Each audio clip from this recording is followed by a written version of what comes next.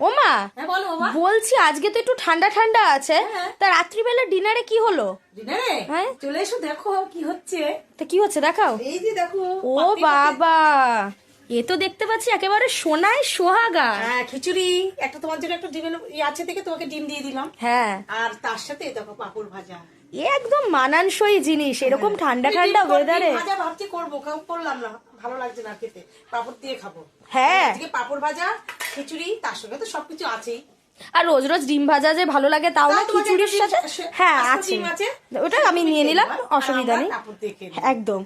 আর একদম মনের কথা মতো তুমি আজকে মানে আজকের রাতের ডিনারটা করেছো। তা ঠিক আছে বন্ধুরা। ঠান্ডা ঠান্ডা আছে না, হ্যাঁ। বৃষ্টি হচ্ছে বা ঠান্ডা ঠান্ডা হচ্ছে, তাই হ্যাঁ, তো করলাম। ঠিক আছে বন্ধুরা, আপনাদের কাদের কাদের খিচুড়ি পছন্দ অবশ্যই সেটা অবশ্যই জানাতে ভুলবেন না। আর খিচুড়িটা কখন প্রেফার করেন, ডিনারে না লাঞ্চে, সেটাও অবশ্যই জানাতে ভুলবেন না। আজ এইটুকুই, টাটা।